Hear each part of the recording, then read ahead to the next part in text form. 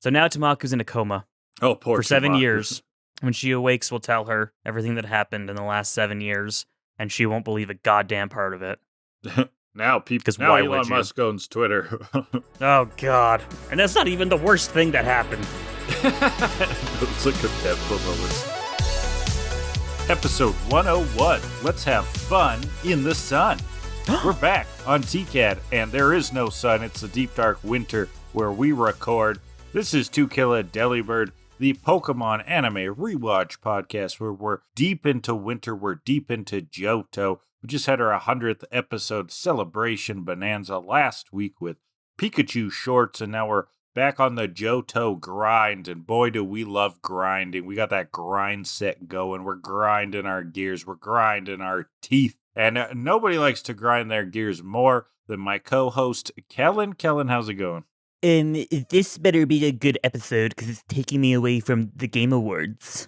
Yeah, we're recording at the exact same time the Game Awards are on. Did anything get announced that you're excited about? Woke Witcher, baby! Woke Witcher! Don't worry, I filled them in why it's not woke. But it's woke. You should bet on it. You don't even need to make a bet on it. Grifter's gonna grift. Twitter's gonna be even more of a hellhole than normal. Stupid fucking videos. But okay, anybody playing The Witcher knows about Siri though. So okay, yeah, but no one on Twitter that's complaining about it will have played The Witcher. That's the thing. Exactly. Yeah. They'll see woman and they think woke left, liberal. That definitely happens. I think the Witcher fan base might try to shut that down quickly though. Just like how with they won't listen. Echoes of Wisdom, how like Nintendo Twitter was very much like, we want to play as Zelda. Don't worry. Yeah. Can't believe they made Zelda a girl. I think that the Witcher fan base might do that here because they were very much expecting Witcher 4 to be about Siri. Well, good for them. I don't even think this is a surprise if you've been paying attention. Is what I'm getting. Yeah, but there's also Muppets at the Game Awards. Statler and Waldorf have showed up so far. That's awesome. Is this our quick review of like the opening 10 minutes? The first 10 minutes of the Game Awards. Yeah. There's Muppets, like a Ninja Gaiden game by .emu that looked sick as fuck. And then Elden Ring 2. I don't think it's 2. I think it's like a spin-off. It's not DLC standalone. It's something else, yeah. But it is not, it doesn't look like normal Elden Ring. It looks like kind of like a multiplayer, like to me it looked like Monster Hunter Elden Ring. And then the other game that's been announced so far that I'm actually like, I really need to play that. Like a 2D Souls-like Pac-Man game. Did you see that? I did not see that. They were like, from Bandai Namco, an old game now, made brutal and dark. And then it's like fucking Pac-Man. And I'm very excited. The only one I remember right now is the cat one that looks like AI. Oh, see, I don't remember that one. I guess I missed that one. Maybe didn't get as far as I did. Well, there's a cat one that looks AI. Either that or we don't know anything out at different things. Maybe. Well, considering how much your wife loves cats, I would think you would see the cat and be like, oh. Yeah, I wasn't watching it with her. But, still. Typically I'm trained. That's association. True. That's true. Yeah. She's got you housebroken? Typically. I pee in a box in the side of her room. Gross. Like every good husband should. Do you think there's some couple somewhere that has like a cat play fetish? Like they piss in litter boxes and it's like chill. Out of 8 billion people on this world, yes, I'm sure there's at least one. Ask that. I'm sure there's someone. Well, anyway, I'm on a new setup today. Yeah, you got that sweet syrupy sound. Pour it down my ears. I got a sweet actual microphone with a mixer and everything. XLR, baby. So we're still playing around. We'll see how this sounds like. I'm not using the sound booth today, so we'll see how good this is. We'll see how I need to adjust. But if I sound different, that's why. I'm just saying. You should sound better. But I should. Yeah, feedback's good. To iterate on. Not feedback from the mic. Not feedback on the mics. Feedback from the audience. Heyo. Yes. Yeah, and we kind of want to see too if our two audio qualities are clashing too much. We'll consider some changes on my end too. But yeah, let us know how that is sounding. Sweet syrupy goodness straight down our listeners' earballs. Yes, straight down the ears into the throat. Kellan, choke on that sweet audio. Do you have anything else you want to talk about? Because my bit today, it's not necessarily long, but it's also not funny. It's a lesson. Oh, gross. Yeah. It's educational. So all right, well let's just get on with that. But first, he's like torture. But first, torture. let's get it over with. But first, let me tell you what episodes we're talking about today. Let the people know, because today we're looking at episode 200 of the anime, The Heartbreak of Brock, Whoa. and episode 201, Current Events. Ha ha ha ha. Funny Ha, ha, ha. electricity joke. Yeah, so this is important because in episode 200, The Heartbreak of Brock, also known in Japanese, Nidorino and Nidorina, Takeshi's Rose-Colored Days. Oh my god, that's a good name. Which is a very confusing title after watching the episode.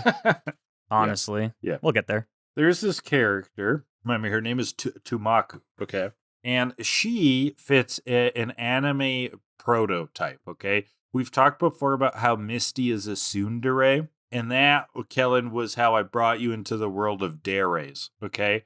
There are tons of different deres, kudere, tsundere, yandere, and they all are different tropes of anime characters. Typically, they evolve around love interests too, but they don't need to, and they're subverted all the time. But they would kind of be okay, there's one male character and then 10 female characters, and they all fit these different prototypes, okay? Mm-hmm. Very weird stuff, but I'm bringing you in. I'm sucking you in, Kellan. Anime lesson. Gross. This character today is definitely what is known as a Deredere. Yes, too. Basically, I think that translates to heartbeats, basically. And it's a character who is love-struck, does not hide their romantic feelings, and is usually very upfrontedly perky, upbeat, flirtatious, sweet, almost overbearing. And that's a Deredere. So that fits, eh? I got some Deredere in my fridge. Oh, I'm lactose intolerant, so keep that Deredere away Suck from it, me. Baby. Can't eat cheese. So that fits, right? Yeah, sure. So I'm going to go over 10 examples of Derederes in anime and games. And you're going to have to bear with me because you will know so few of these. Oh, fantastic. But I will try to teach you so excited about the series, okay? The series is? Yes, okay. The seer-eye. Go for it. Okay, I'm going to get some low-hanging fruit out of the way, get some of that normie bullshit off our platter. We're going with Ochako Uraraka from My Hero Academia. My Hero Academia, Kellan, is kind of like X-Men without the racism. They go to a school and they're little kid superheroes. I want to beef about this a bit because I know that some of our listeners would have read to the end too. And justice for Ochaka. Come on. She got a shitball ending. They did not seal up what was clearly a Deredere throughput. Let's get angry. But let's get happy. I agree. Number 9. Yeah, I don't know what you should do during this, but try to learn. Try to grow as a human. I'm going to try my best. Okay. Number 9. Now, I have never seen a Fruit Basket or read the original, but I have looked and studied that Toru Honda is an example of this. Now, show me in the comments, should I watch Fruit Basket? Is that essential shoujo? Would I get into it? Does anybody know? I know it's supposed to be this tentpole of shoujo anime, but I just never got around to ingesting it. That's one basket of fruit this guy has not eaten. Yeah, I don't eat much fruit, so I don't care for baskets of it. Just give me oranges. I'm good with that. Is that the main fruit you eat to keep off mandarins? Scurvy? Hell yeah. Oh man, when Christmas orange season comes around. Love a good mandarin. Yeah. I haven't seen those in stores yet. What? I got a box a month and a half ago. Jesus, what's wrong with my You're just stores? Not looking around. Yeah. Okay, number 8. I like this old manga called Azumanga Dao, which has kind of a subversion of the Deredere named Chio-chan. She is a child prodigy who's in the school. She's an elementary student. Everybody else is teenagers. And she's a Deredere not in a romantic way, but in a platonic way where she just wants to be everybody's friend. Okay? She's really wants to be into everybody's business and get that done. So great, cute little character. Awesome manga. Very funny. Probably was the first comedy manga I ever read as a teenager. So go check that out. And that actually made me think of an anime, Kellan, that you would actually know really well. And a new Deredere, which I'm just injecting in the list on the fly. Okay? Are you ready for it? SpongeBob SquarePants. Hell yeah, my favorite anime. Is clearly a Deredere. Okay? He is going out with that lust for life, with that affection for everybody. Come on, let's play, Squidward. That is Deredere energy. I think that Temacu in today's episode and SpongeBob have a lot in common. That you're such a Squidward, Kellan. Am I? Yes. Oh. Number whatever. Where are we? We're on 6. 6. Number 6, Chiho Sasaki from Devil is a Part-Timer. Kellan, have you ever heard me talk about Devil is a Part-Timer? I don't think so. Devil is a Part-Timer, Kellan, is about the Demon Lord, okay?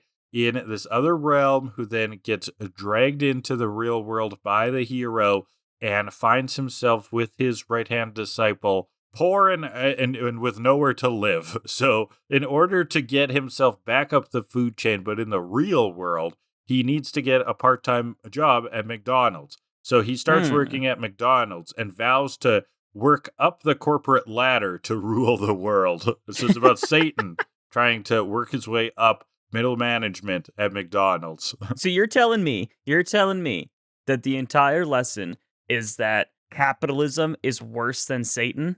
I guess, but Satan's also not very good at capitalism, so what does that tell you? I think it tells me all I need to know. That's good. Right on. And everything I already did know. If you know what I mean. Number something. 4? 5. 5. I'm going to go with Sakura from Cardcaptor Sakura. You know Cardcaptors, right, Kellan? That's what they called Absolutely it on TV when they played it when I was a kid. You don't know Cardcaptors. She can fly around and she has this little mouse buddy and she can turn cards into magic. And then when she defeats an enemy, it turns into a card. She's got that plucky enthusiasm for life also. Always wearing a smile. Cool character. Magical girl greatness, Kellan, have I ever told you that if I started a company, my 3 company values would be honesty, integrity, and magical girls?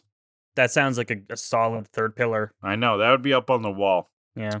Number 4, Orihime from Bleach.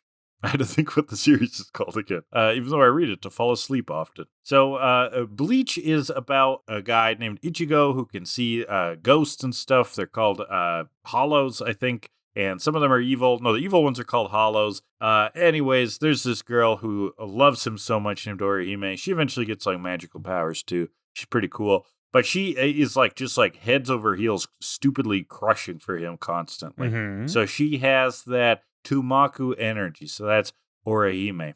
That was number 4. Okay, so we're in the top 3, Kellan. Now we're getting to stuff. Yeah, actually, I have no idea what the fuck you know. You don't know anything. I don't number know 3, shit. From the series Dead or Alive, the fighting game series. Oh, I know that one. Zack. So this is a subversion. Well, because you probably only know the women. It's more famous for all of the female characters. But Zack is so enthusiastically, in love and a hype man for all of them, especially in the beach spin-offs. So I'm going to go with Zack. What a delightful subversion of the Deredere trope. Mm-hmm. Number 2. Number 2, bringing it back to magical girls. That's Usagi, Sailor Moon herself from Sailor Moon. She's head over heel for Tuxedo Mask. I can't remember his real name in Japanese, but on the dubs we got on TV, he was called Darian, I think, or Darius or something like that. And she was and Sailor Moon was called Serena, I think, but Usagi's her Japanese name. Super heads over heels for him. And, by night, though, they're both superheroes. Very cool stuff. I always thought Tuxedo Mask was the funniest name for a superhero ever. It's I should be called Shirt Face.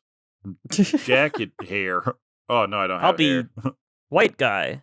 There you go. Great. That works. Yeah. Cool. Number 2. Number 1. Number Actually, 1. Kellan. Number 1, you will know very well, okay? It is from the Sonic franchise. Amy, baby. Amy is definitely a Deredere. Am I wrong? No. From what you've learned today. She wears her romance on her sleeves. She's constantly harassing the poor blue hedgehog. Does not hide their romantic feelings in the slightest. But we love that comical little escapades, especially in the first Sonic Adventure game. Come on. Oh, yeah. Absolutely. Twinkle Park's offering free entry to only cute couples. Oh, my God. Let's go together, Sonic. I feel like we should... That's not a good business practice. I feel like that's unethical, but okay. Yeah, kind of. Like, do they have someone sitting at the door being like, nah, y'all ugly. Y'all ain't cute enough. You're not a real couple. Y'all related, aren't you? Well, to top off that list with something a little related, I want to go back to our old recurring segment. Why the fuck is that trending? And go to the top popular upcoming on the Steam library to find that there is a game that is popular and upcoming called Night of the Black Goat. And let me read you this description. Night of the Black Goat, okay. Yes. Ordinary, you are suddenly taken to the dreamlands one day. What unfolds before your eyes is the cruel Cthulhu mythical world where gods and mythical creatures coexist, and the strong can do whatever they want. To return to the real world or achieve a happy ending with the heroine, ... And yes, you guessed it, it is hardcore hentai. Okay, can you tell why it has that name? No. Is there a black goat that does the hardcore-ing? Not in the pictures that I'm seeing. Have to dig deeper, Kellan. Yeah, there's black lingerie, but I don't think that counts. Was she the black goat? Is goat a euphemism? Oh, that's the twist. Well, goat means greatest of all time. Greatest of all time at lovemaking. Ooh, there you go. At cartoon lovemaking. Well, we'll have to find out when it comes out. Kellan, what would be your favorite cartoon character to have at a hentai game? I plead the fifth. Oh, you want a personification of the Fifth Amendment as a person. Cool. Ha ha ha ha. Hilarious. All right. Oh, imagine that. A harem dating game where they're all different amendments of the Constitution and you gotta romance them. Like Bear Arms. Oh my god, he's so hot. Those big I think bear we're onto arms. something here, actually. Come on, that's not bad. That's not bad. That's not bad. That's We can just do something stupid with that. enough it might just work. It's stupid, but stupid enough to work. Yeah. All right. Let's jump into episode 200, the Heartbreak of Brock, shall we? Now, this was almost a brilliant episode for me, Kellan. Almost. It doesn't quite nail the landing, I don't think. I thought that the themes could have been brought together harder, but man, is it nice to see little Takeshi get a taste of his own medicine. Oh, it's wonderful. It is wonderful. So we start at sunset. They've been traveling all day. We're in some random town. We got to find somewhere to stay. So where in the world is that center?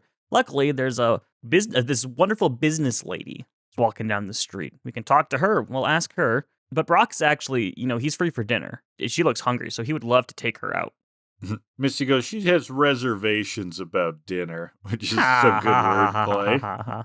But she says there's actually no center in this town. And the nearest one is 10 miles away in the next town. So that's not good. We need to, up the funding for these Pokemon centers. Get one in every community. Every community deserves a Poke Center. But in the meantime, these kids are going to camp in the park because that's what they do. And it's a nice looking park. It's got fresh running water and is apparently safe. We'll take their words for it. When they're prepping to camp there, a Nidorina runs up out of nowhere, and following her is this girl in pigtails who trips. Brock catches her, Prince Charming. And as soon as she sees him, her eyes light up, don't they? Oh, she's Deredere-ing, all right. She's falling for Brock. Oh my those god. Those goo-goo eyes are just flying. This is Temacu. Yeah, she's basically hitting on Brock immediately, which is wild to see. Because Brock is nervous. He's like shivering in his boots. He's confused, yeah, I think. I've never had a woman hit on me before. This is uncharted territory. Yeah. So who's the dashing hero that saved her? Oh, it's Brock. She loves the name Brock and the man it belongs to. What? You just met her, Temacu. Think a little more, but okay. She says that her name comes from a combination of Pokemon that have her personality. There's Teddy Ursa and Mareep and Cubone. So I guess her mother's dead. The Ma, the Q. Yeah. Her mother's dead, and actually she's really staticky, especially in winter. And she says that, Brock's a good name, but you should have the same kind of naming theme as me. We could call you Exbracloy. Exbracloy, tough like an execute, brainy like an abra, and beautiful on the inside like a cloister. But Ex-Brookloy. he doesn't have to change his name, though. She'll change her name. She's more than happy to do that. When they get married. Ooh, he'll have a pure white tux, her in her pale pink wedding gown. Oh, man. We go back to Ash and Misty. He's like, man, imagine Brock married. Misty's like, yeah, someday we'll be married. And Ash is like, yeah. Wait, what? Huh? Now, did she mean married to each other or married to other people? They leave it hanging. They're just like, I think cut away. She means married to other people, but Ash is like, it's like, to each other? What are you saying? Like, this is brand new information to me. Yeah. You want this, huh? You want the best Pokemon master in the world? You want to be the very best, like no one ever was? I see you. I see how it is. All right. Does very best transfer by marriage? Are you a Pokemon master in law? Is that how that works? I guess so. Crazy. Pokemon master once removed. Her dad comes along, this guy in a lab coat. He doesn't get a name. He's just Temacu's dad. And she introduces him to Brock, and he's like, strangers, come stay with us. And so Temacu drags Brock away. He's like, oh, so excited to spend every waking moment together. Yeah, and Brock's so dazed. He's still like, what is going on? He has no idea what's going on. So inside... Yeah, his estate here looks like the dad's estate. I'm calling it an estate because it's giant. And it's some kind of like Pokemon lab. There's like a variety of Pokemon around it. Lots of Pokemon, yeah. But he has to go do some work. So he'll leave them to dinner. He's something of a scientist himself. Oh, yeah, a little bit. She made dinner, was thinking of Brock the whole time. Oh. And if he likes it, she can make it for him every night. Every single night. Menacingly. And so later at night, Brock's having tea. No one else is having tea. I don't know why. But Brock wants 47 lumps of sugar in his tea. Yeah, they're like, that's weird. And he's like, well, how about 45? I'll come back. I could come back. 45. How about that? He's so flustered. Like, I love your wacky sense of humor. Tee. Misty's loving this, though. She gets the irony of it all. Well, I mean, she's pulling him away from the girls all the time. So she's happy to, not to have to do that for once. And, well, hey, Brock, finally have a girl after you, eh? Brock can do everything. Misty's kind of vouching for him. She's wing Cook, womaning. clean, etc. And this is when Temacu goes off again, imagining the wedding. We get this whole fantasy sequence. Pink dress, huge cake. Everybody's eyes are sparkling out of their brains.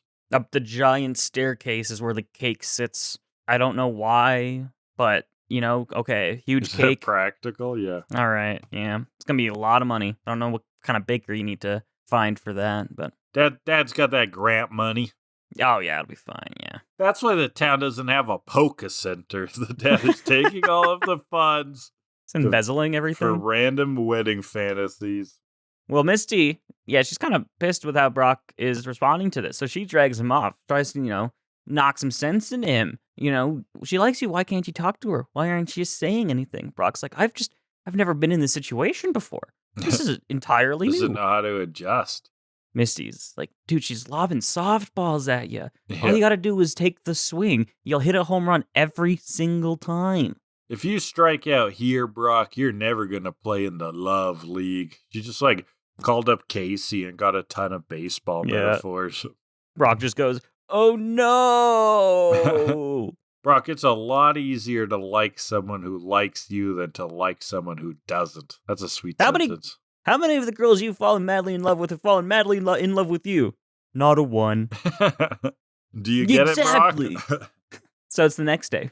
They're touring around. The dad wants to expand his lab. They can get more Pokemon. And Temacu's thinking, if we have more Pokemon, we're going to need an assistant or something. Hey, I know someone who could be an assistant. Brock? Brock, you're really good at assisting. Temacu's into that. Work side by side every day. It'll be delightful. Brock still can't figure this out. Sends a shoulder shrug emoji. Yeah. All right. Okay. I'm good with whatever. Gets another pep talk from Misty. Stop talking. Start doing. And he's like, maybe a relationship should start with both people liking each other. And Misty just screams at him. She's your only hope. Force yourself to like her. Force yourself to like her. So good. So crazy. She thinks he should get if he got a Nidorino, then that'd be perfect because then they can match their Pokemon up and they could all be in love and it would be so cool. And Brock's like, well, I don't have a Nidorino, and she's like, oh, that's fine because luckily I have one too. I have a Nidorino also, just for this exact moment. Well, and the way Temacu delivers this, I thought was fucking hilarious. It was basically like, and we have the father of your baby behind door number 2. She's like, and I have a Nidorino ready and trained right behind this bush. Come on out, Nidorino. Jerry. And the Nidorino comes on up, and then Brock is super overwhelmed. But the Nidorina and the Nidorino, they're in love, and it's really cute because it's cute. It's like the one we saw in the Orange Islands. Oh, yeah. With just the revert Nidorans. Yeah. Second verse, same as the first, So bingo. They're being cute and all, and then nets. Things got netted. Oh, that's unfortunate. It's Team Rocket. Who likes nets? They're just like Team ninjas Rocket. or something. Yeah, they got little Tusais, I think. Little What what? they're called? The Tusais, the weapon. Is that what little it's sword called? thingies. I think so. That's like one of the Ninja Turtles has it, I think. I think they're just called sides. No, size. Yeah. Tusai. Not scythe. Oh, okay. I don't know. How do you spell it? Oh, okay. It is Sai. Yeah, side. But they have 2 of them. Yeah, 2 I know. sides. Okay. I've only heard Tusai. Because the Ninja Turtle has 2 sides. 2 sides. But that's not like that's not a word. That's like 2 is a word and Sai is a word, right? I thought it was. Yeah, I guess so. Yeah. Okay. My point stands. They have these things. Okay. It's not like this goes anywhere. Yeah, so they're dressed like ninjas or something. A pair of Sai. Yeah. Let's call it a pair because it kept sounding like you're saying a single word. 2 Sai. I was at first. Like now a city I have in learned. Arizona. 2 Sai, Arizona. Yeah. I don't know. It makes sense to me. There's always 2 of them, so That is fucking hilarious. Makes sense. But kind of, yeah, that's entertaining. So they got now, Team size. Rocket Chat. Yeah. Yeah, the Chant's nothing new. There's nothing different about that. Except, yeah, they're in this ninja getup. Meowth's looking fresh as fuck though in this outfit. Yeah, he looks great. Meowth in a little ninja garb. They're like, "Why are you dressed like that?" Jesse's like, "Well, we felt like dressing up." Meowth's like, "Oh, I thought we were going to a Mongolian barbecue." Oh, you thought they were Meowth. getting jobs at a Mongolian barbecue. Oh yeah. Which would make sense, I suppose. He thought those were like the waiter outfits or something. I guess so. Well, Totodile, come out. Arbok 2 gets water gunned.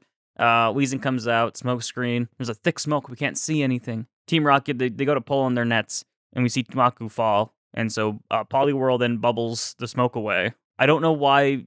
Have they ever bubbled the smoke away? I feel like I didn't new. understand that either. But And they do it twice it was in the these 2 kind of episodes. thing where you're like, does that work?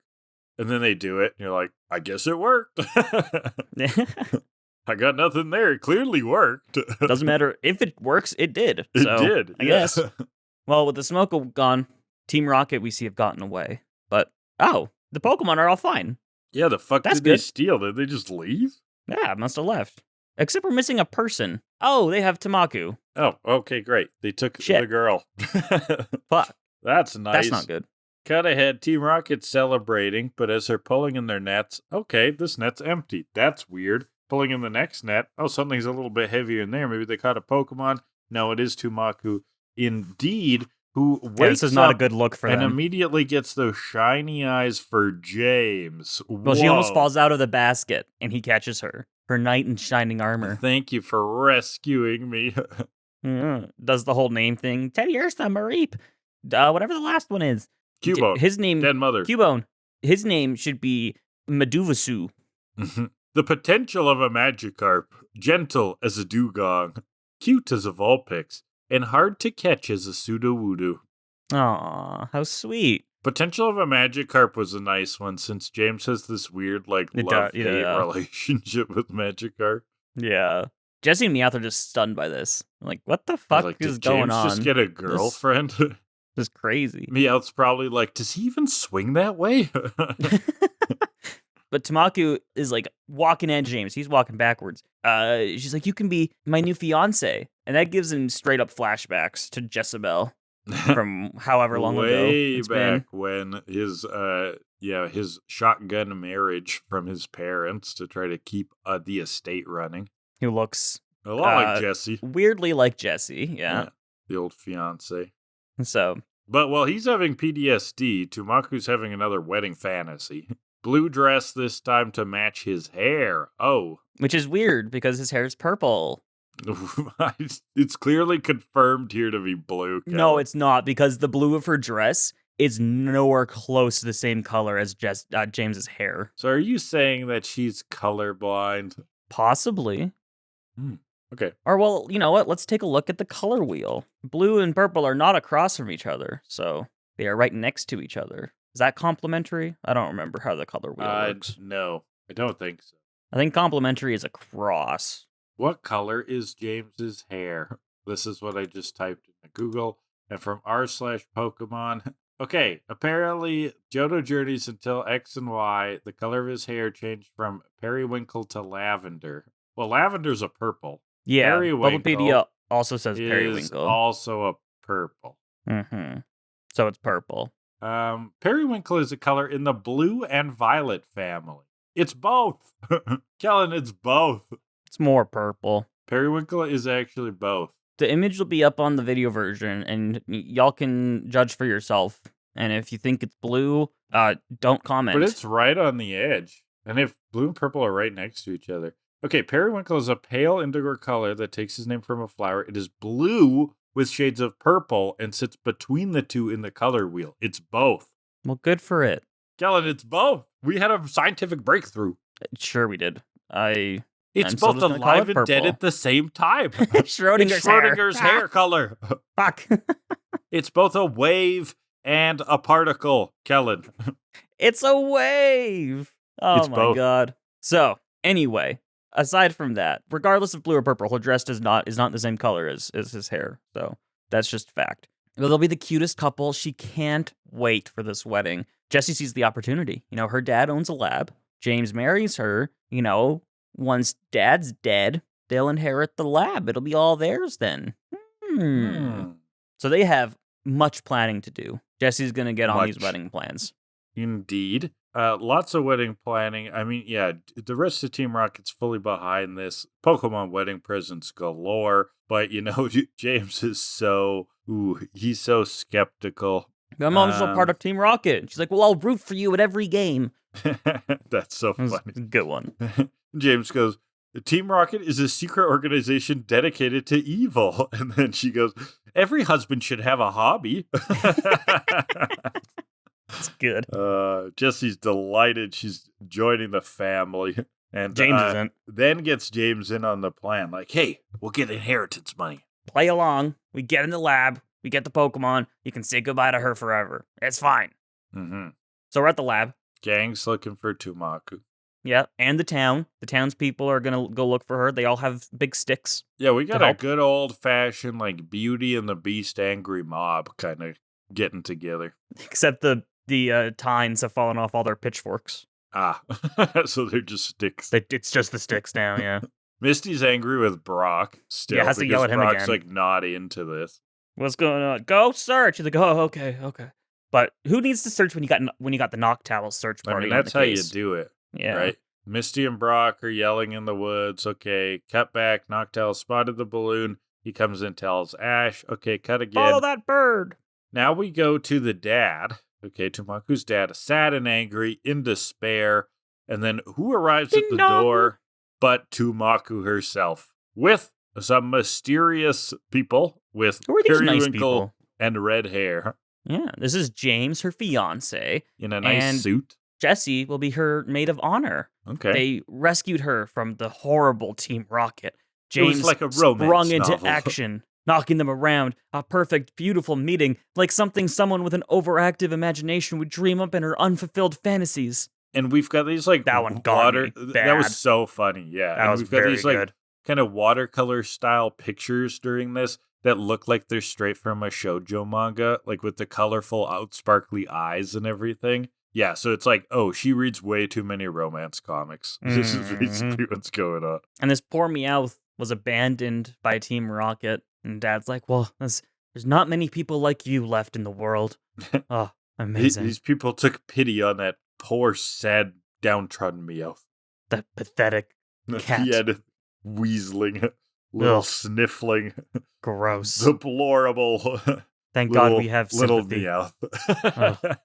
So the gang's still chasing the balloon. Noctowl takes it down, and what the? It's all cardboard cutouts. That's not Team Rocket. But someone comes in. Apparently, they've heard that Temacu has been seen at home, back home, with a fiance. So that's pretty interesting. And in the lab, Jessie and Meowth, they find all the Pokemon. They've got them all bagged up in the Pokeballs. And then Dad just walks in, and he's like, "Oh, there you are. We have a special dinner. Come on down." And so they're eating. Oh, goody. Meowth goes, "Oh, make that double." Which was like, okay, cool. But I noted Meowth has to stand in like a stack of books to eat at the table, which was great. That's good touch. Jessie could get used to this, she says. And then a wobbuffet pops out, and she's like, "Oh, I'll never get used to you, though."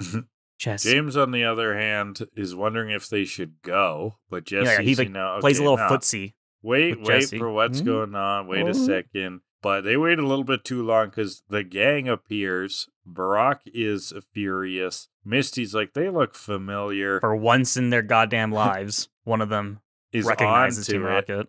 And this inspection, back to the hair debacle, just like James's hair was multiple colors at once, both Jessie's hair was in multiple states of erection and could not stay contained during inspection, right? The actual act of Misty inspecting her hair caused it to explode, thus revealing that it's Team Rocket.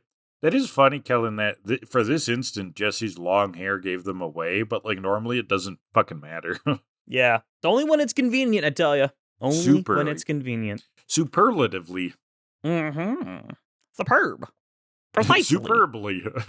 So, this is Team Rocket. Oh, no. And Brock is mostly upset that he lost Temacu. Oh. Yeah. Oh, I thought you didn't like her. He's like, well, if she's good enough for James, she's good enough for me. Sweet. Don't put yourself down like that, Brock. That is so scummy, though. I'm sure that you've all had a friend. This is like a teenager shit. I find it doesn't have it as much as an adult, which is refreshing. This is teenager shit where like one friend like likes the other, and then the other one doesn't like him. But then when the other one like goes and gets like a partner, then they're all upset. Yeah. They're like, oh. You liked that you had the option, even if you didn't intend on pursuing said option. But when the option's taken away, it's like, oh. If you don't like them, let them go. Yeah. That means teenagers have to make like rational, emotional, logical decisions. And to be emotionally intelligent, pay attention to what they're feeling. You can't trust them to do that. So. Yeah. And Brock has shown us here. He is a teenager, so. That's true. But revealing here are the Pokeball bags. The bags that Jessie and Meowth were stealing fall over a bit. The dad explodes. They're stealing. And Team Rocket's trying to steal my Pokemon. What did you think they were doing in your lab with a giant bag, and the room with all the Pokeballs had no more Pokeballs? He thought it was a wedding present. I don't understand. All right. Yeah. Well, yeah, they run.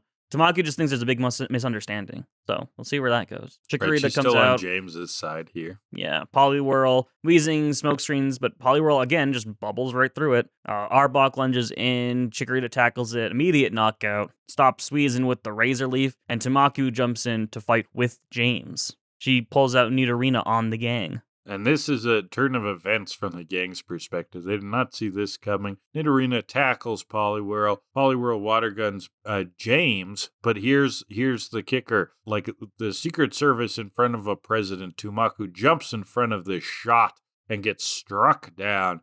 Team Rocket is exasperated. Wow. How could this happen? Brock goes to her. Chikorita uses Vine Whip to grab Arbok and Weezing and just kind of bangs them together, which I really liked. It was a fun animation. Yeah. That was very good. And then a water gun and a combined thunderbolt. Send them blasting off again. They prepared for trouble, and they made ours double, but at least I'm still single. That was good. That was good great. one, James. So now Temacu's in a coma. Oh, poor For 7 Temacu. years. When she awakes, we'll tell her everything that happened in the last 7 years, and she won't believe a goddamn part of it. Now Elon Musk owns Twitter. Oh, God. And that's not even the worst thing that happened. No, it's like a 10th on the list. Yeah. So the dad is filling them in that they attended the wedding of a relative recently, and that got Temacu just obsessed with marriage. And Brock's like, I've decided I love love her. I was too shocked before, but now it's clear. Yeah, this big profession of love is something else, that's for sure. It was crazy. But she wakes up. She locks eyes with the doctor. And oh my god, she's in love again.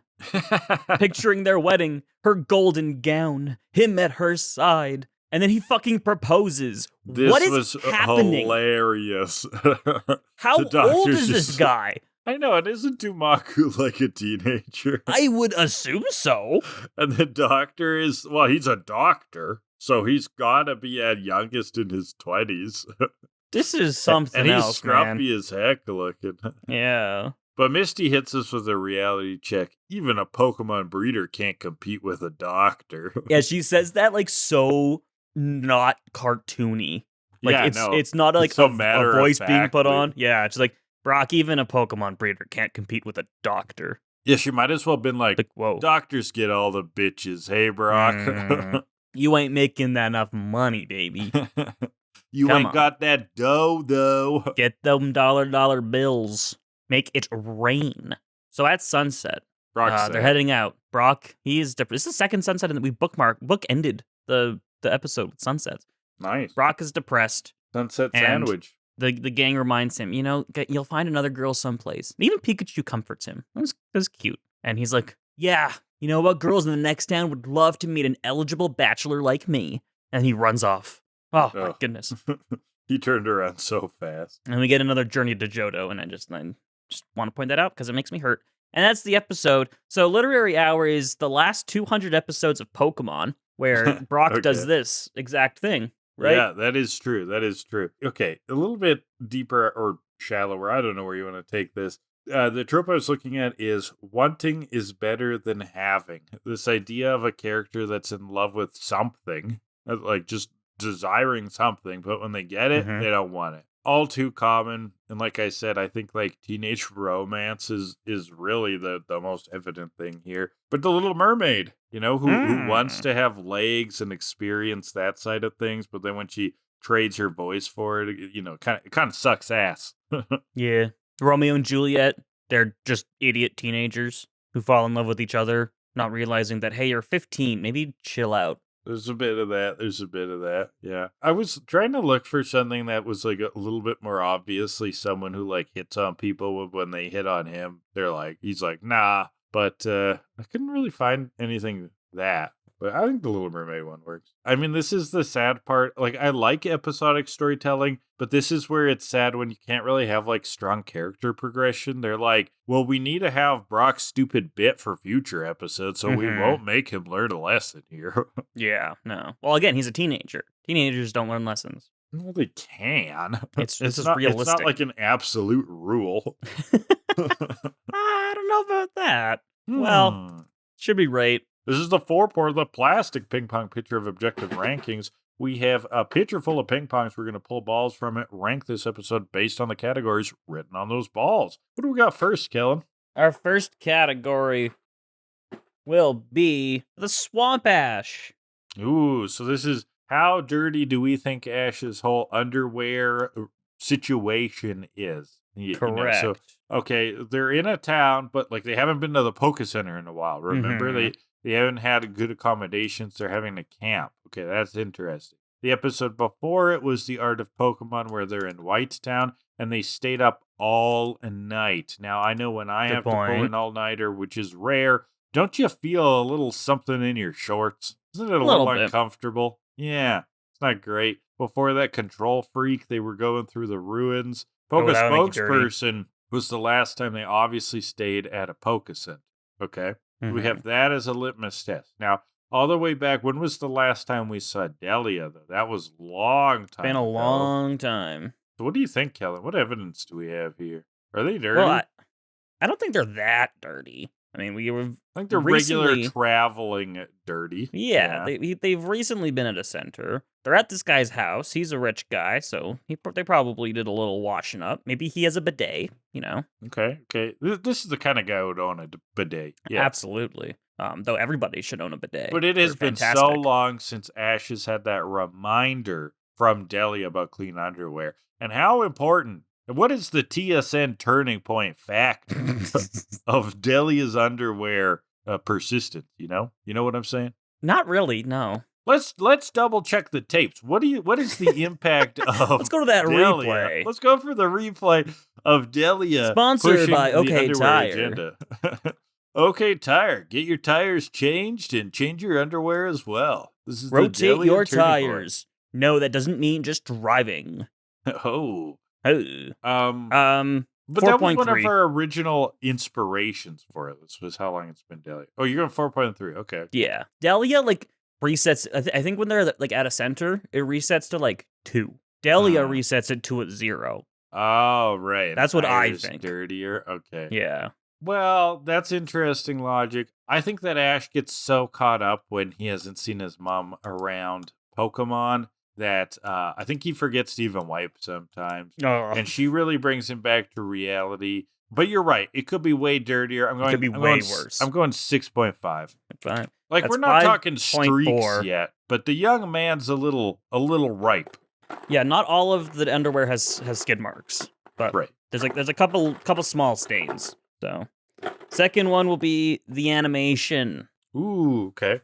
Well, not bad. I mean, you called out as well as I There's did some good stuff. this Chikorita bit where she bangs Arbok and Weezing together. That was good. It was actually a fun little thing of animation. There's all the fantasy wedding sequences. Yeah, those and are those fun. were actually pretty nice, especially like I called out the watercolor sparkling stuff. And I like that because it was all a callback to like romance anime and manga. So, and that looked more in the style of those things where Pokemon's typically a shonen, which is like more based around like fighting and superpowers and stuff. And shoujo, which usually has a lot of romance in it, although there's, exceptions in both cases. But bringing those shoujo styles for what was a fun little romantic comedy episode was smart choice. Yeah, good on the animators. A lot of glistening eyes as well. Yeah, that's what I'm talking. So that's some. Yeah, that's okay. that is the Well, I'm pointing hallmark. at the The specific glistening then. eyes. The dream sequence of James fighting off Team Rocket as well. It's a totally different art style. Yep. It was in. So I wouldn't say this is a bad episode. No, I appreciated the animation. Yeah. Was there a big Sakuga? Maybe not. No. But there is the the Chikorita part was nicely animated, fluid. I'm gonna go 7.2. Yeah, I'll go clean 7. I'll go clean 7. That's 7.1 overall, 6.25 for the Heartbreak of Brock. Okay. I mean, 4 delivered. Yeah. So this is an above average episode. But not 10 out of 10. So let's go on to 201, current events. Dun, dun, dun. Also known as Goodbye Chikorita, the Electric Labyrinth. No, not Chikorita. Oh my god, are we losing we'll Chikorita? see. Let's see. Because we're well on our way to the next gym. Look at all those fans, Pikachu, Ash says, and the gang says, no, Ash, you fucking idiot. Those are windmills, dumbass. Yeah, and then Brock goes on to just explain clean energy. With windmills, we can turn wind into electricity power, so we don't need to burn dirty, dirty coal. I think the windmills are also causing cancer. It's how the government is spying on us. Target is stealing our dick information. Can't you tell that there's chemtrails in the clouds up there? Oh, the chemtrail. Fucking hell. Jesus. Dude, the chemtrail subreddit is a sight to behold. It is wild. You go to it shows the up once in a chemtrail while. subreddit? It's incredible. Okay. Well, it's been bombarded also with, like, normal people making jokes at them, and it's very funny. So, anyway, let's give our Pokemon fresh air. And by our Pokemon, they mean Bulbasaur, Cyndaquil, Totodile, and Chikorita, and that's it. Yeah, they're the ones that get a break. Cut to Team Rocket. They are starving. We've been here before. And so they cut into this abandoned building that they see. Maybe there's some abandoned food inside. An interesting, important part to the episode here, they are followed by a friend. Jigglypuff is sneaking up behind them. No. Oh, no, indeed. But the door's locked. They need a key card. And everyone knows in Pokemon, when there's a key card needed, there's someone right around here you can fight that will drop the key card. One would assume so. Yeah, and when they drop the key card, they'll go, oh no, I dropped the lift key. After you defeated me in battle. Oh no. Meowth just tries it with his claws. trying to get Yeah, in there. apparently you can do this. He breaks a claw. Oh, no. Oh, no. And gets electrocuted. And that whole short-circuiting makes it open, which is a terrible security mechanic that if you fry the board, like it should just lock shut then, wouldn't you think? Yep. He says he nailed it, though. He nailed it. Ch. Yeah. There's nothing to eat here. No, they can't find the cafeteria. Maybe the stairs here will lead down to a cafeteria. And Jigglypuff's still here. Don't forget about Jigglypuff. Brock's ready to set up a picnic. Ash is going to go get firewood with Pikachu, but he's having a little nap with Cyndaquil. Yeah, so That's Chikorita cute. gets to come along. Good for Yeah, Chikorita. she's happy. She just loves to spend time with Ash. Back inside, no cafeteria down here. What kind of building could this be? And then, there's a bunch of Magnemite who bolt Team Rocket. Yeah, they're zapping at them. That's suspicious. Cut back to Ash. Ash finds this open door. Okay, so he's at the abandoned building that they went in, and he's curious as well. Goes in, wind blows the door shut behind him, and look at that, he's locked in. He's calling for his friends. No one can hear him, but Pikachu can sense something's wrong. Oh, goodness. He runs off. Let's follow Pikachu. He can sense it. That's interesting. I didn't know he had that ability. Team Rocket are cowering in fear when the Magnemite just decide to they're leave. surrounded by a Magnemite. Yeah, who just bolt. That's good. They don't bolt in the bad way. The electric way. Yeah, They leave, the electric way. Which is good, because James does not care for shock treatments, he says. Hey-yo. So the gang's found Ash. They've found the building, but the electric lock is fried. And so they're still like, what kind of building is this? And Brock's like, I'm not positive, but I think it may be connected to the windmills. Oh, no shit. Yeah. Really? So Brock's going to call the electric company crazy. Because he's sort of detectiving-y, putting it together that this is probably like the power plant or something like that. Brock's kind of figuring out he's going to call the electric company for details. But Chikorita inside has found a map. There's a floor plan on the wall, and Chikorita points to the control room. Ash is like, you're so smart, you little do-bud. We're going to go find the control room. Maybe there's some way to unlock the door from there. When the Magnemites, who are attacking Team Rocket, show up. Chikorita defends off all the thunder shocks by spinning her leaf, which was cool, but I don't think that would probably work. Could that be a move? Is there a move like leaf spin? No. Yeah, there are really many defensive moves that would map to. Well. Cut now, Team Rocket, they're still hungry, but they see there goes Ash run by. Are they going delirious? No, that was indeed Ash. And they're like, but no Pikachu. I guess we could steal Chikorita.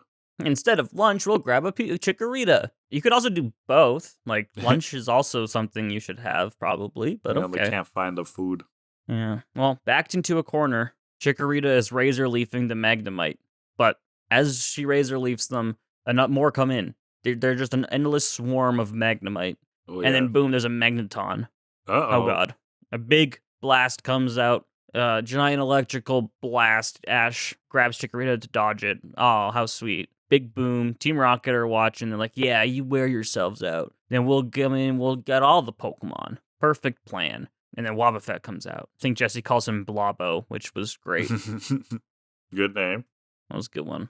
And then suddenly Jigglypuff is there. Oh, this God. causes a panic, but James acts fast, steals Jigglypuff's marker/microphone. Jesse throws it over towards where Ash is, and then they run away. And get out of there. Cutting now, Jigglypuff's following the mic, goes after Ash. Ash also runs away down the staircase. What's great about this is when Ash picks up Jigglypuff's microphone, quote-unquote microphone, he's like, a microphone. That's a marker. Yeah. How have they not figured that one out yet? I don't know. That's weird, I'm very confused by that. This doesn't look like a mic. No. Out of context, you wouldn't assume it's a mic. Oh. But, oh well. But that explosion blew a hole in the wall with some more stairs, so let's go down there. And Jigglypuff gets her mic back. And an audience now of the Magnemite and Magneton. Yeah, and you gotta love how it's coming all together here. So all those Magnemites are now asleep with colorful drawings all over their faces. Outside, Brock has called the electric company, but they're gonna be a while. Classic electric company. Classic electric company, am I right? Oh my god. Well, back inside. Control room is down one more level. Team Rocket have found all the Magnemite sleeping, drawn on, and they see the stairs. So must be that way. Let's keep going. And so now Ash has come face to face with an Electrode. Ooh. And the good, fun, buggy music comes on. There's another Electrode, and a third, and a fourth. They're surrounded. Oh no. Yeah, there are a ton of them. All angles, and they start attacking. Okay, Oh, but God. then we get some dodging. We get some vine whips. They're attacking back again. Now they're threatening to explode. They're lighting up. Ash runs, running away. They're everywhere. This is chaotic. Hides in a room, and Jigglypuff is there. Almost sings. The Chikorita hits the mic away, though, last minute. That's good. Poor Jigglypuff. And then, another staircase right there. So Jigglypuff gets the mic right at Team Rocket again. So the mic's been thrown back towards Team Rocket. And so Team Rocket does the same thing, where James takes the mic out of her hands, she double slaps him, he throws it to Jessie, and Jessie chucks it down the hallway, and they all run. What's interesting is that this is the exact same footage as last time. I was going to ask if you caught that, too. I felt like I was having deja vu. I was like, it's not just the same thing happening. It's literally the same piece of animation, literally right? the same like animation. Frame for frame. I just have it happen again. I took the scenes and I put them into Premiere and I played them on top of each other. And they're literally the same animation. I think the second time they hold on one of them slightly longer. Okay. But other than the little bit of timing, it is literally the same animation, just played back. Yeah, I thought I was going crazy for a moment. I was like, oh, did I skip around in the episode? No, it kind of worked because this basement place is a maze, and so who knows where we are. So they can doesn't it make you feel a little bit insane too? Because you're like, what if they just kept playing this animation? It's just perpetual cycle. How many times could they play it before everyone notices? Yeah, right. Who knows? Jigglypuff, now getting her mic back, comes face to face with the Electrode. Oh, another new audience! Incredible. Amazing. Sings for them. Okay, that's good. Gotta like how Jigglypuff's saving the day here. Team Rocket, they're looking around. They find a room. There's an Electabuzz in there who starts zapping at them. Now, the Electabuzz is, of course, quite scary, quite threatening, but Meowth can translate. He says to Electabuzz that they're sorry and finds out, oh, this is the head of security. Okay, that's interesting. So all those other security Pokemon guards were security guards. Meowth reasons with him. We were just coming by to say hi. We're from the head office, trying to let you know how much of a good job you're doing. But then we saw this suspicious twerp sneaking around. That was pretty clever of Meowth, actually. Yeah. And so Electabuzz is like, "Rawr, and marches out angrily. Also, not a very good head of security if he doesn't ask for credentials. That's true. Yeah. So outside, the head of security has arrived. The actual head shows up. Yeah. They're like, sorry for making you wait so long. Brock's like, I've been waiting my whole life for you. Yeah, Brock's simping immediately. Yeah. Misty goes, she's here to save Ash, not your love life. That's a sick bird. And eventually she learns that Ash is probably wandering around looking for a way out. And she's like, oh, that's not good. That might not be great. We actually fill this thing with like bloodthirsty electrical Pokemon who will stop somebody's heart. Brock and Misty, they're like, they won't like hurt Ash, right? And she's like, no, he might be dead by now. Well, if by hurt you mean probably won't feel a thing, then you're right. Yeah. If by hurt you mean will never be hurt again. Yeah. Which is how people usually use that phrase, right? Yeah, yes. I think so. Okay. Yeah. Let's go on. Yeah. You might be just taking a nap for ever. So, well, interesting. So downstairs, Ash sees the Electabuzz and dexes it while it like menacingly walks towards him slowly. I know, right? Buzz. It's like the Terminator. The Terminator showing up from the future. There's electricity everywhere, and he grabs a gun. He's walking slowly to you, and you dex him instead of running. The Terminator, the Arnold Pokemon. I haven't seen I can't do it a whole dex entry. I've never seen Terminator. Unfortunately, says hasta la vista, baby. It bolts at Ash, so Chikorita is ready to go. Thunder Punch dodges it. Razor Leaf, but Electabuzz zaps him away. He swifts that hits, dodges another attack, but Vine Whip tackles it, and then goes to tackle it again, Chikorita, but Thunder Punch launches her right back into Ash, and he catches her, and he's like, I'd make a good shortstop. Okay, sure. And Electabuzz just continues to walk slowly towards him. Slowly, angrily, menacingly. And so now the security lady has opened the door. Yeah, that's good. Now open your heart and let love in, Brock says. That's a line, man. That is a That's line. a good one.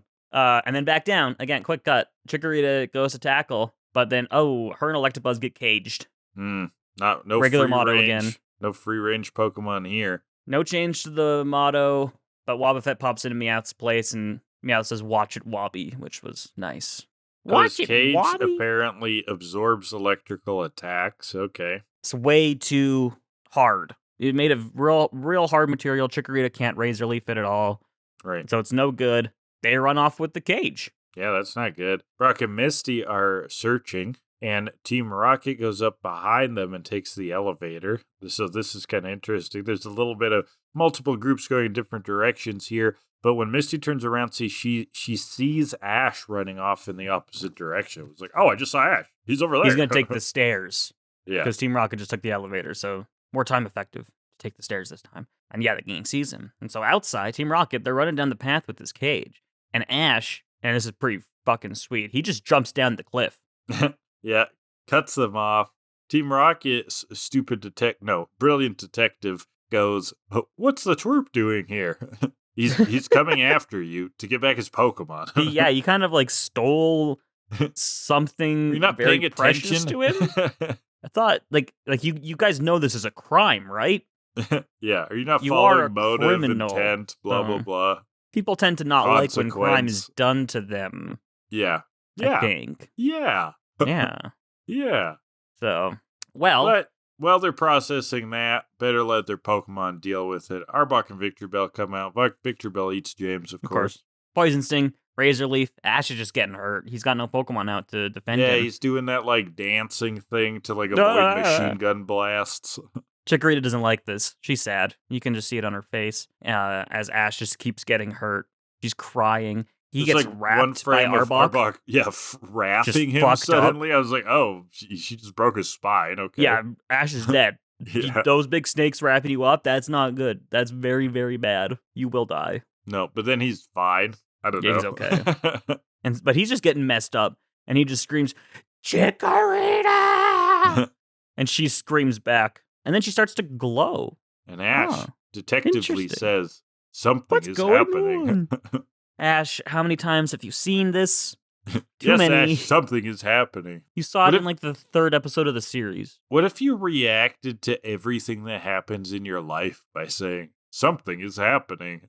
You wouldn't be wrong. Someone comes to your door, something is happening. You feel hungry. That's my doorbell. Something is happening. You wake up in the morning, something is happening. It's every Twitch alert I have. Something is happening. Something is happening. What is it? I don't know. I gotta look at the fucking screen. I don't know. Now. It doesn't matter. Something is happening. Follow. Something is happening. 100 subs. Same thing. Depressing. But no, she evolves into a Bayleaf. Ah! Whoa. Team Rocket celebrates for a moment. Now we have a Bayleaf. Yeah, it's definitely yours. Okay. She Razor Leafs, and boom, the cage breaks open immediately. We just needed that extra little power, apparently. Yeah, Razor Leaf just got a whole lot stronger. Now, do you want to tell me about Bayleaf quickly? I mean, we've gone over the line, but this is the second evolution. It's looking closer now to its final state where it's like a kind of like a big old dinosaur thing. Yeah. Well, we've seen Bayleaf. This isn't the first episode it's been like featured. It really is that just halfway stage. Its neck gets a little longer. Its leaf on its head is bigger. It's yellow now for some reason. It is a nice looking Pokemon. It's a very solid middle stage starter. Yeah, and it's a good looks wise. The whole line is good, right? It's a starter. It's a powerhouse. It's fine. Most people think it sucks, but I will defend it to my grave. Why do they think it sucks? Because it's not Charizard. Oh. It's not like a powerhouse like Charizard. It's more defensive. Oh, okay. Well, for that game, though, what's the go-to? Typhlosion? Or for Totodile. Alligator? Well, either or, yeah.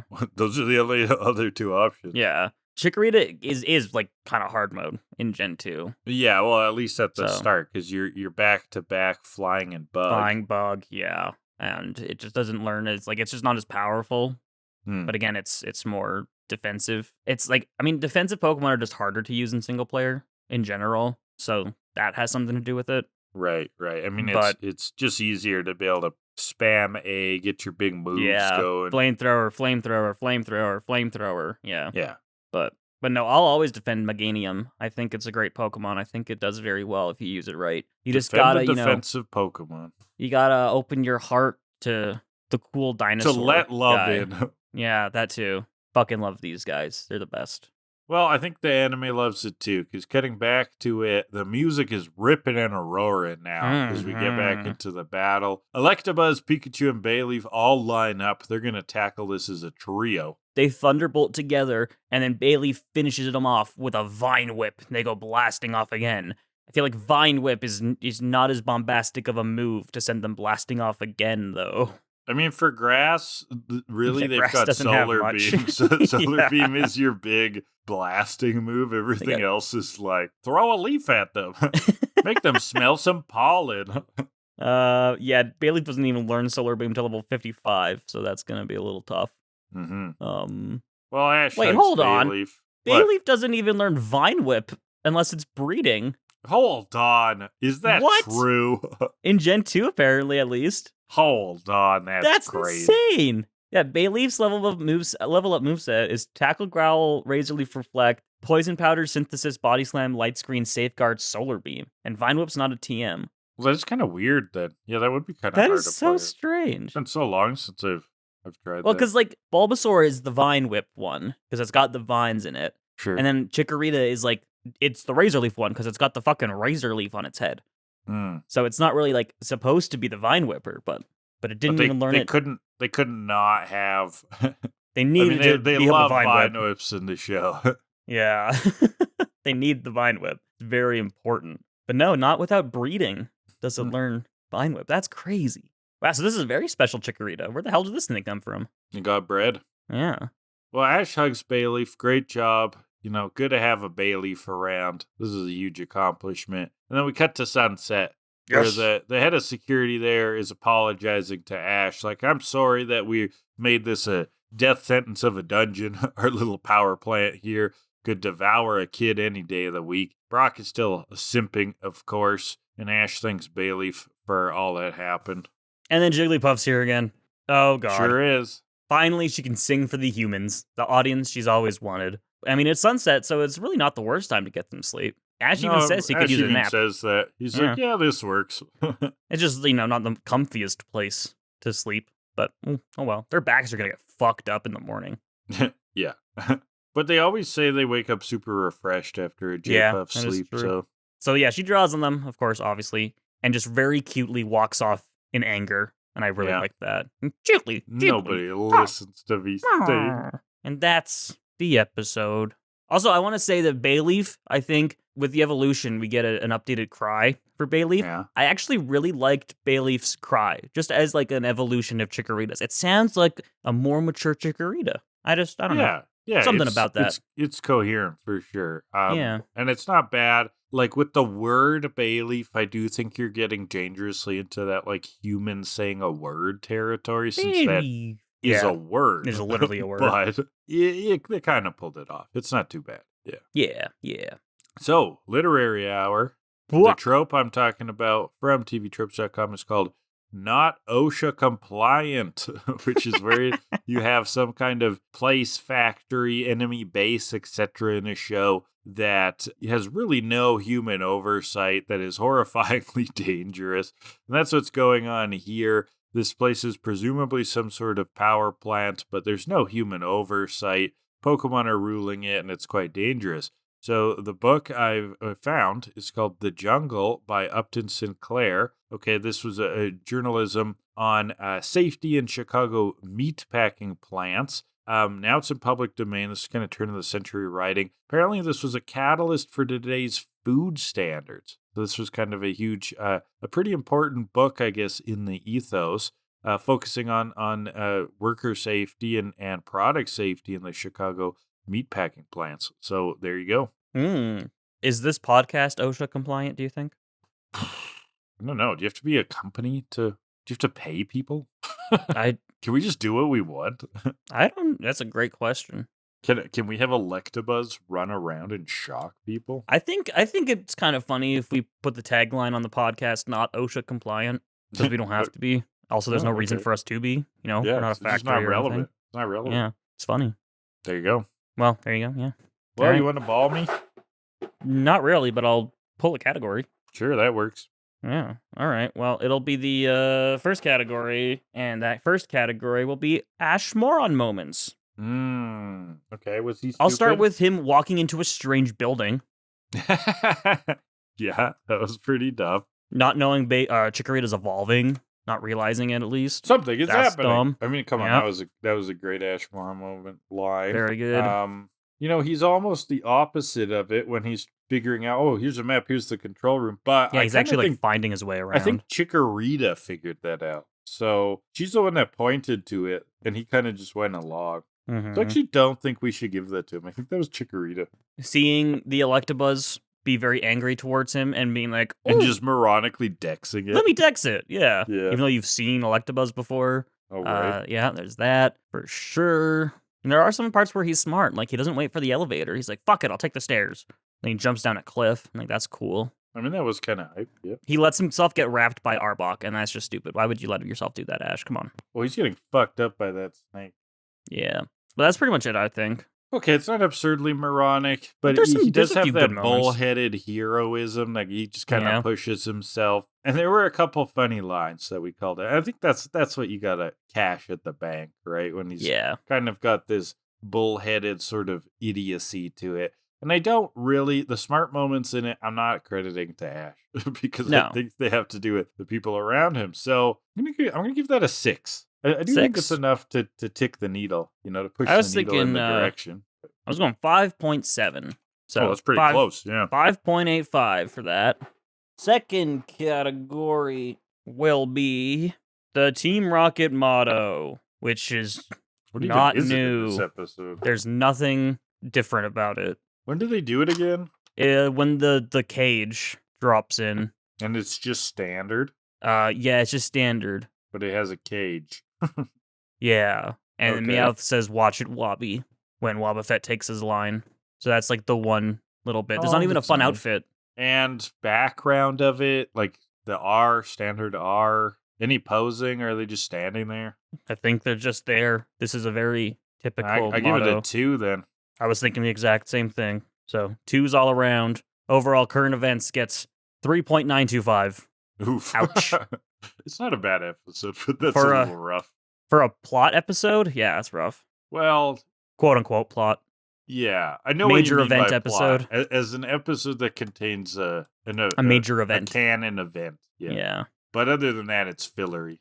So Yeah. It's a wet blanket to end on, but that is the wet blanket that we end on today. That's it. All right. Thank you for listening. Hope you enjoyed those episodes. Kellan, are we doing more episodes next week? We're No, continuing the we're- Johto crap. No, What? We're we're not done. Yeah, there's no more. This That is was the end of the episode. series. No, it's not. Yeah. Fuck you. What's next? Next week, it's 2 more episodes. We're going to look at episode 202, Turning Over a New Bay Leaf, or in Japanese, Where Did Bay Leaf Go? Exclamation question mark. Capture at the Herb Garden! Exclamation mark. And episode 203, Doing What Comes Naturally, or in Japanese, Natty Fortune Teller! Exclamation mark. The Mystery of Telling the Future! Double exclamation mark. Cool names. What a mystery. Very long. Lots going on. Lots of exclamation marks. Love to 2 see it. puns. 2 straight up puns in a row. Oh, yeah. Actually, 3 with this one, with current events. True. So, True. there you go. Well, thank you for listening. That has been TKAD. Like usual, I'm going to go through all my social media nonsense spiel. Speed running. And Go, go, go, engage go, go. with us. Engage with us on the YouTube channel, Hydra Leech. The YouTube going fast actually makes it harder.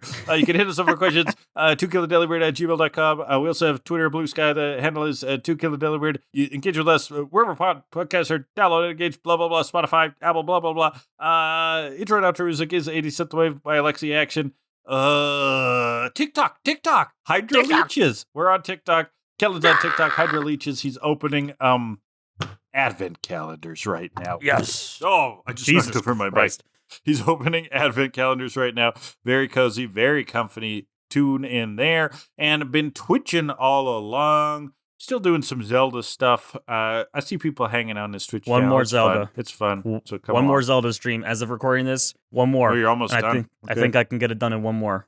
There it I is. just got to find a few more collectibles and then finish it up. Cool. Well, So- that's it. I'm not speedrunning that again. That was horrible. Yeah, it was great. I don't know what you're talking about. Okay, we should make a speedrunning category on speedrunning.com for doing specifically our outro. I don't know if that would get approved. Let's see how fast you can say this. I mean, pencil sharpening speedruns are a thing, so who knows? Cookie baking. That's an interesting one. Oh, there you go. I feel Well, like you try. You try doing it. Right now. Let's exit on you doing it. Oh, God. Check the video version of the podcast at youtube.com/HydroLeech. We're also on everywhere you find podcasts are downloaded. Twitter, Blue Sky handles are Kill A Delibird. I also do TikTok at HydroLeech is opening up some holiday calendars. Also on the YouTube shorts right now. Also got a lot of more things coming over there. Twitch.tv/HydroLeech. I also do over there. We're doing some Zelda right now. One more stream to finish that. Intro, outro music is 90 Synthwave by Alexi Action. And if you have questions, send them into tokilladelibird@gmail.com. And also, finally, go fuck yourself. Goodbye, everybody. See ya. But don't actually come back next week. And You can fuck Listen. yourself if you want to. Bye. you can if you want, but also make sure you're here next Monday, because then you'll hear more Pokemon. Bye.